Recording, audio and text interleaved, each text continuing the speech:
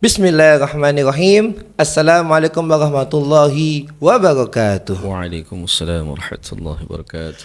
Alhamdulillah. Alhamdulillah rabbil alamin. Allahumma sholli ala sayidina Muhammad wa ala ali sayidina Muhammad. Iya, sobat-sobat pas dimanapun Anda berada, mudah-mudahan kita semua senantiasa diberikan kesehatan oleh Allah Subhanahu wa taala untuk ibadah kepada Allah Subhanahu wa taala. Amin ya rabbal alamin.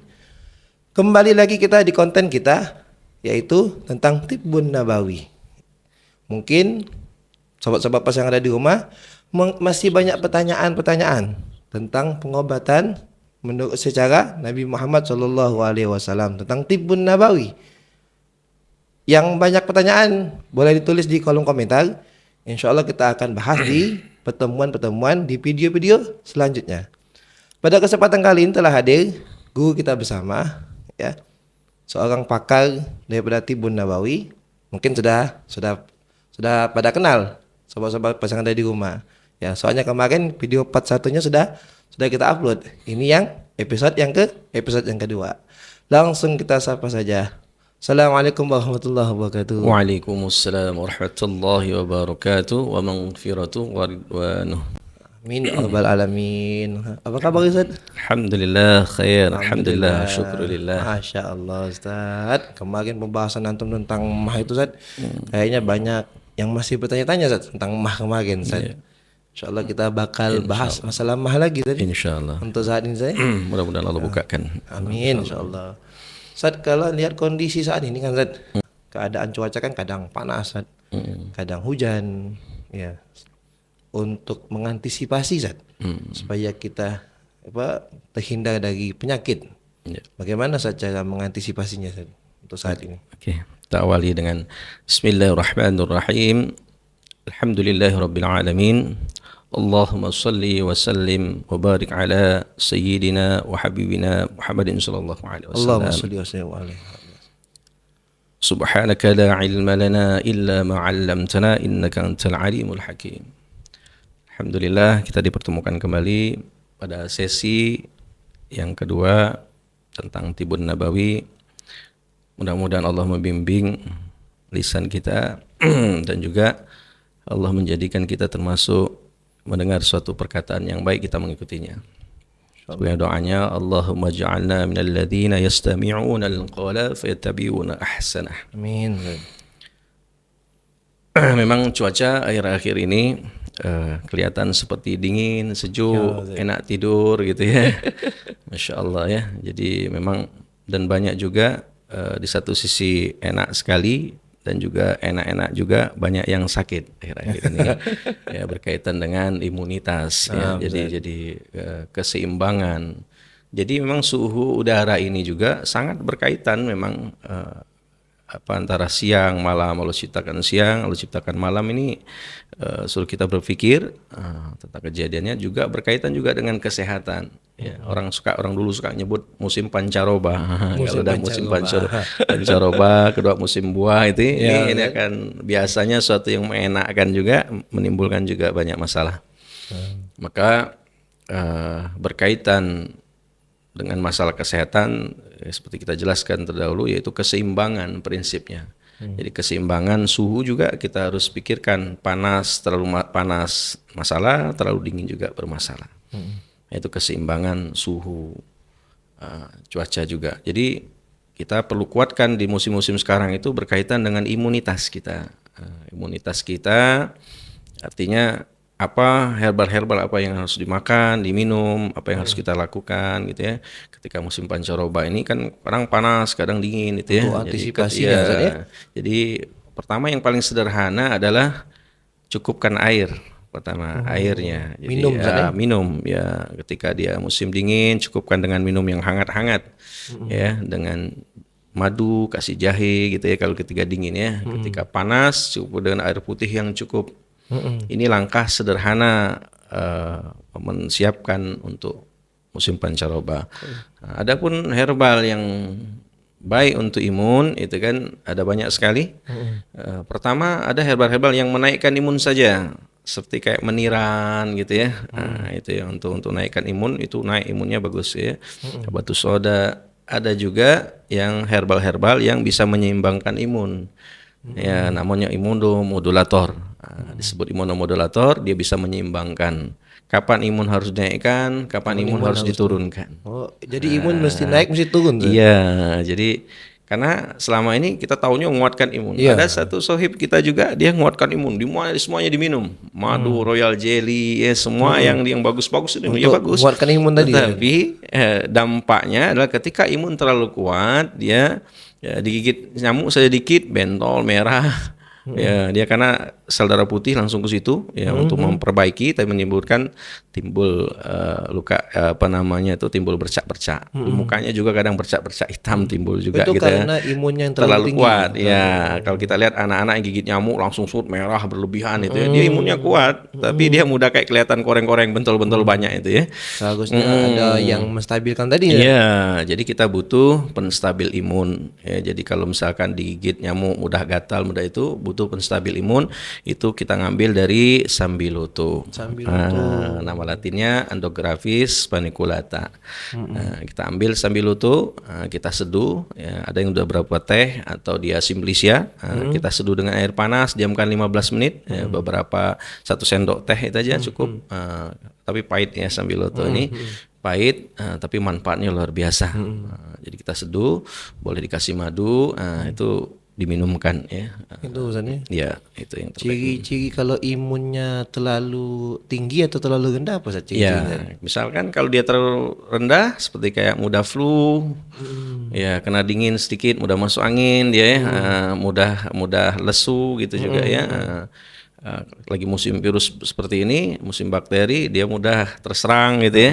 Nah, maka ini ciri orang yang imunnya agak lemah gitu ya. Jadi kita perlu kuatkan imunnya gitu ya.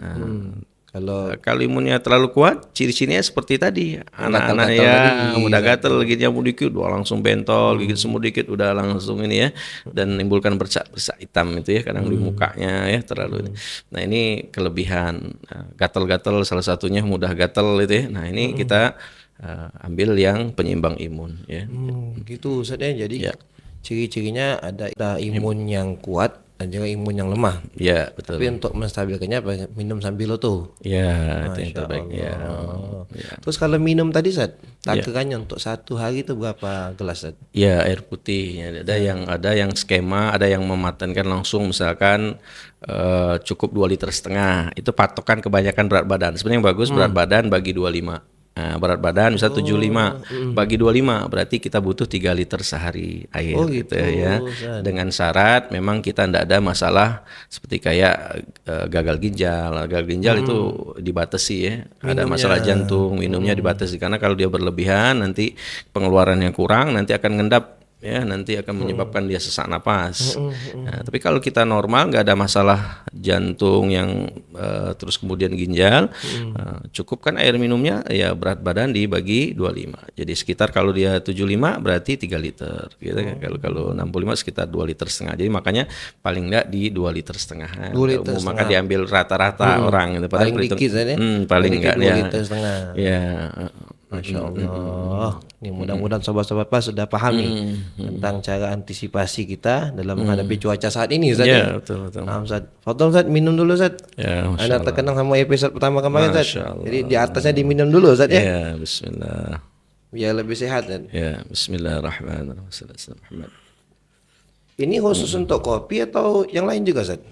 Ya, yang lain pun juga asal isinya kita tahu ini baik ya, misalkan isinya racikan herbal atau apa bagus juga gitu ya. Oh, itu ajib ya, seperti bukan- Sambiloto tadi, teh Sambiloto kita lebih ajib lagi yang di sini ya kan. Kita lebih kuat ya ambil yang di sini ya. Bismillahirrahmanirrahim. Alhamdulillah.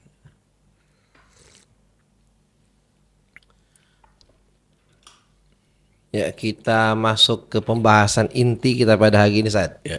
Masih banyak yang bertanya tentang sakit emah. Ya. Soalnya sakit emah ini memang lumrah Ustaz di kalangan masyarakat Ustaz ya. Tapi setiap penyakit di perut pasti ngomongnya emah. Apapun sakitnya, terlambat makan Ustaz, emah. Iya. Kalau mual-mual sakitnya emah juga. Iya, iya. Apa memang seperti itu Ustaz, sakit emah Ustaz? Iya, di masyarakat itu sudah menjadi bahasa umum Ya, kita ambil saja bahasan kita, ambil bahasan masyarakat secara umum mah. Walaupun secara medis konvensional itu spesifik, mah itu spesifik kaitannya ya sakitnya Oh, mah kaitan itu dengan spesifik, lambung Zat? ya. Khusus untuk lambung. Ya, kaitan dengan lambung itu namanya mah biasanya. Tapi kita kalau masyarakat ngomongkan mah seperti kayak Ustaz sebutkan tadi kan umum. Pokoknya daerah lambung semuanya ini mau di kiri, kanan, tengah semuanya ya Semua sakit mah. mah kebanyakan kecuali dia mencret ya diare mungkin dia diare, sebutkan nah, tapi Ustaz. kebanyakan pokoknya kalau nggak diare dia sebut ya sakit mah Sakit datangnya keluhannya pasti datang ke kita sakit mah padahal dia nggak mengetahui sakitnya di area mana pokoknya kalau area perut lah mah lah. Sakit kita, mah. ya kita akan coba dari sekian yang tadi walaupun spesifik kita akan bahas lebih umum dan kita detailkan dari umum itu satu persatu. Oh, nah, Ustaz. Karena banyak sekali kaitan lambung ini di daerah perut ini, Daerah perut. ya banyak sekali yang organ yang apabila itu bermasalah akan menimbulkan masalah yang lainnya, berefek kemana-mana. Berarti Sakit- saling keterkaitan, Zat? keterkaitan sistem. Jadi di dalam tubuh manusia ini, masya Allah, ya Allah ciptakan ini bersinergi. Nah, jadi bersinergi. Kalau satu bermasalah kacau juga semuanya ya. jadi apa? Sinergi yang terbaik. Jadi di dalam tubuh kita ini seperti sistem. Jadi ada modul-modul, tapi modul ini terkait semuanya menjadi suatu sistem Iya. ya yang berkaitan. Nah, jadi kita akan detailkan yang sakit mah tadi apa yang terjadi banyak di masyarakat satu-satu kita bahas kemudian juga masalah pengobatannya bagaimana. Masalah pengobatannya. Begitu. Nah, Oke. Ustaz. Untuk saat ini video ini, Zat. Ya oke. Bagian sakit mah mana yang kita bahas untuk saat ini, Zat? Oke. Yang dekat pertama sakit yang memang mah di sebelah kiri yang sering orang mengeluhkan sakit mah tukak lambung tadi Tukak juga. lambung. Dan juga ada yang kemiripan juga yang kayaknya segera harus dikasih tahu di masyarakat itu sakit di daerah perut tapi lebih ke dominan kanan. Oh, sebelah kanan, Zat. Ini yang dia lebih ke liver yang nyerang ke liver dan ini kayaknya urgensinya tinggi kita harus sampaikan karena Itu- ini berkaitan dengan fatal ya. Rasanya agak menyut-menyut, Zat. Dia kencang, biasanya Oh, kencang, kencang sakitnya kalau di sebelah kanan dia ototnya kencang diawali, kemudian juga lihat dari warna mata, ya, jaundice kuning, matanya kuning. Kenapa sakit ini terjadi? Ada faktornya kita harus teliti apa penyebab. Jadi pelajaran di dalam Tibun Nabawi ini kita disebut holistic medicine, artinya keseluruhan. Penyebabnya apa, kemudian stop penyebabnya, terus terapinya apa, menjaganya bagaimana. Jadi ini penting sekali. Jadi bukan cuma sekedar Untuk mengobati ya, sesaat, Zat, ya? pengobatan saja, iya.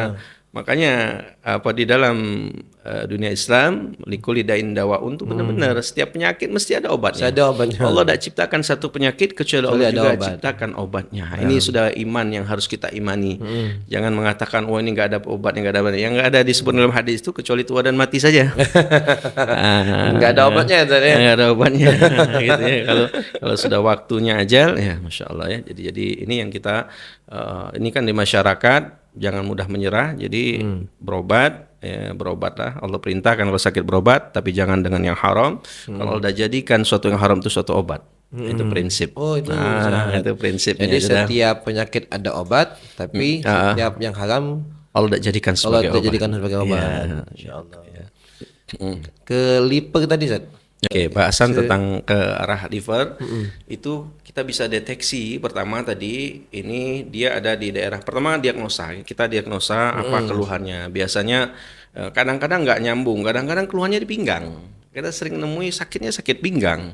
Sakit Ya, pinggang. iya sakit pinggang, bukan sakit di perutnya malah dia ya. Jadi sakit di daerah pinggang belakang sebelah kanan biasanya. Ternyata dicek punya cek, ternyata masalahnya di daerah sebelah kanan nih, masalah livernya ternyata bermasalah. Tapi kita nggak cuma cukup ngecek sini. Biasanya kita ada pengecekan di sebelah kanan. Jadi kita di daerah pusat ini ada 5 jari, kemudian 3 jari. Nah, ini ulu hati ini. Kita geser ke kanan ini juga 3 jari tambah 3 jari ini di bawah persis di bawah tulang rusuk bawah ini. Nah, ini di bawah tulangnya bukan tulangnya, di bawah samping tulang ini kita tekan gini. Nah, ini. Biasanya dia akan kencang dan nyeri, baru nempel sedikit aja sudah terasa sakit, Zat. Ya begitu pun orang kena tukak lambung sini juga gitu.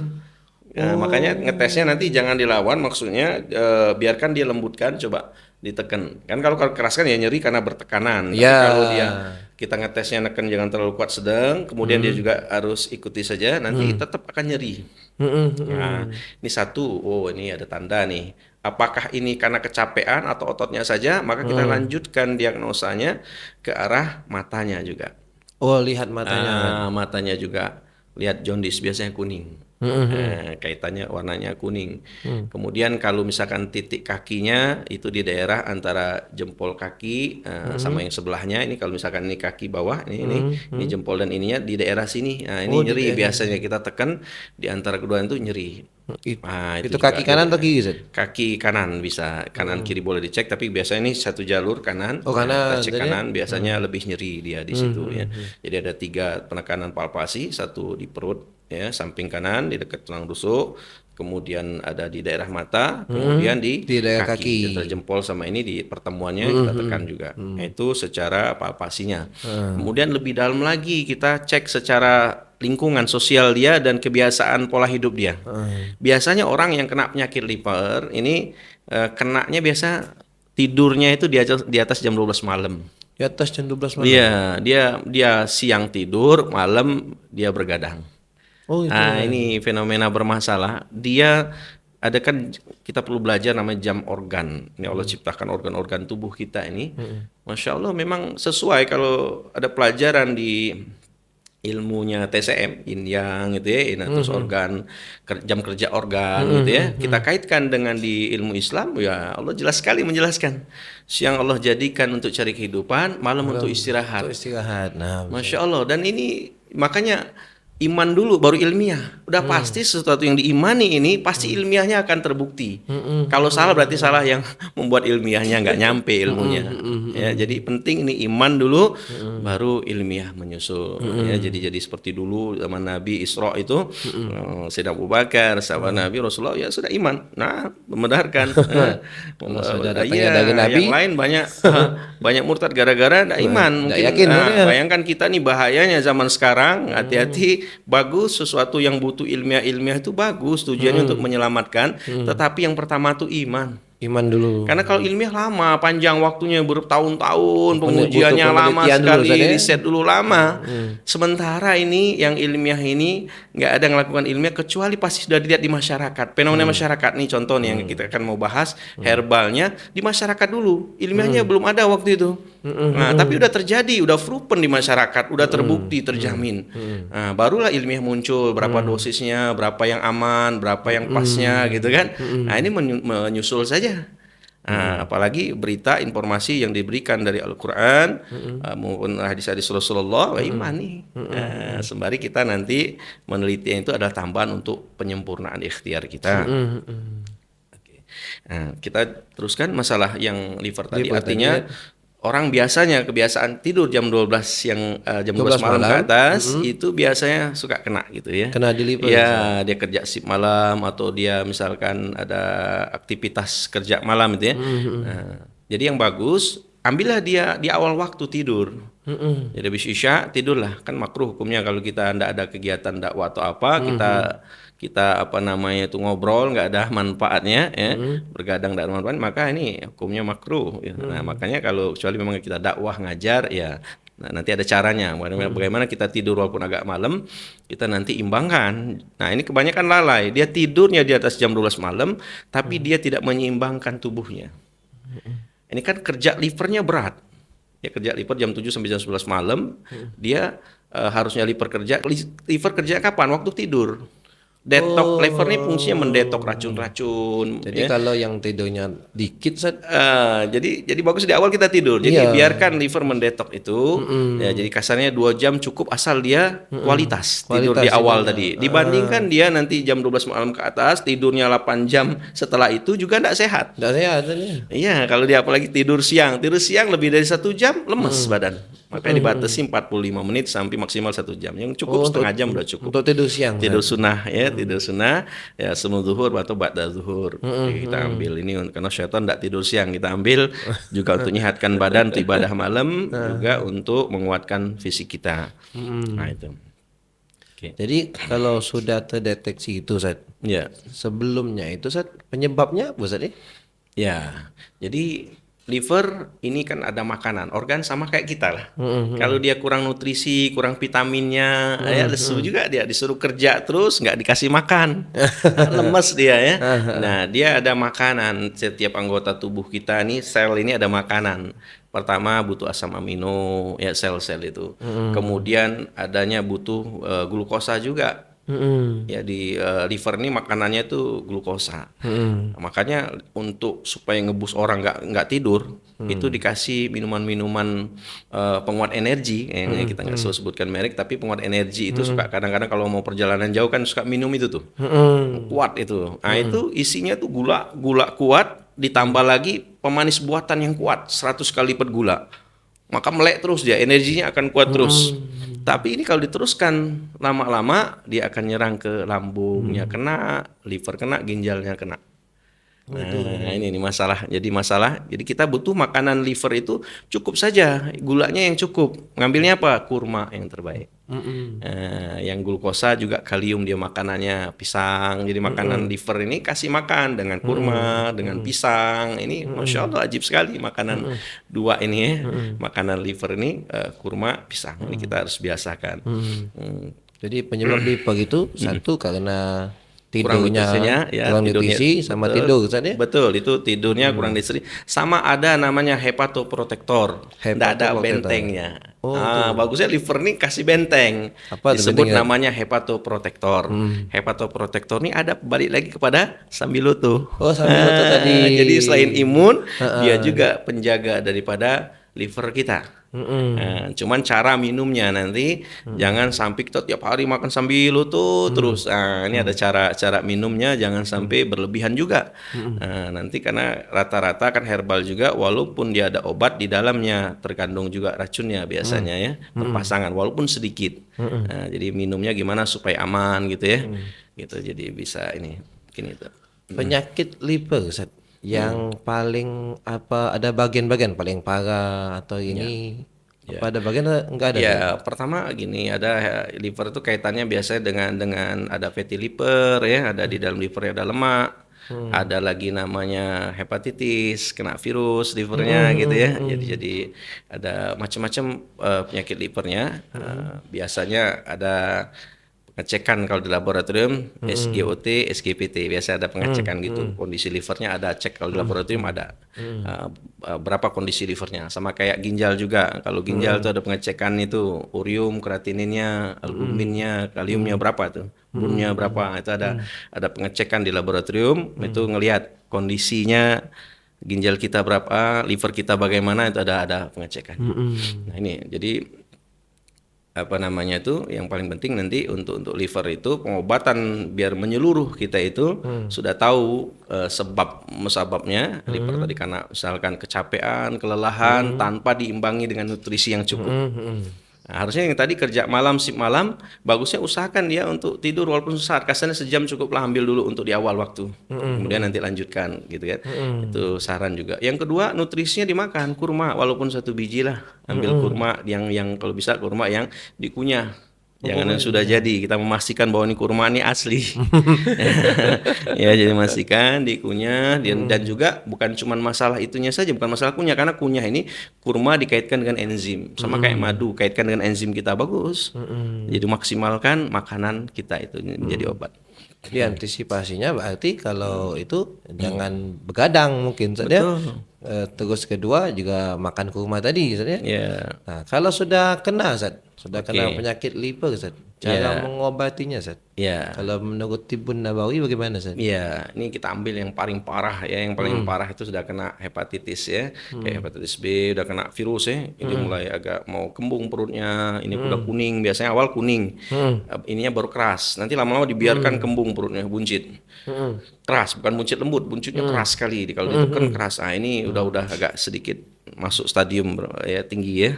Nah, ini yang paling cepat ini pengalaman kita di lapangan Masya Allah izinkan biiznillah masih menjadikan sebab yang Allah izinkan itu menggunakan daun nangka kuning. Daun nangka, Nangka kuning. Nah, ini hati-hati kalimat daun nangka kuning bukan daun nangka yang berwarna kuning. Ah, ini kebanyakan orang daun nangka kuning, wah ngambil obat daun nangka yang warna kuning. Nangkanya kuning kan? Iya, ini juga obat, tapi obatnya untuk diabetes, untuk yang lain, bukan yang dimaksud daun nangka kuning yang mujarab ke liver. Ya, daun nangka kuningnya bentuknya kayak sirih.